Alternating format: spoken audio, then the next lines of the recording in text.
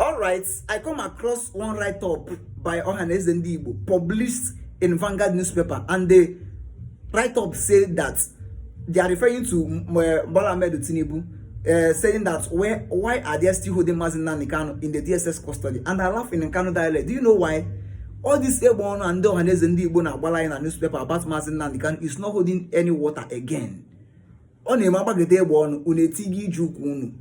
All the Ohaneze Ndi Igbo should zukono chat on one flight down on Abuja when the meeting with the 001 of Nigeria, which is Bola Ahmed Tinubu. Tell Bola Ahmed Tinubu that Habrun one no work asap. The neighbor no na newspaper is not holding any water. It's high time all of us should rise up together. All these our leaders, governors, senators, rise up and go kahapura mazi Nnamdi Kanu. Because up to now, I don't know the offense of that man. I don't know what the man commits.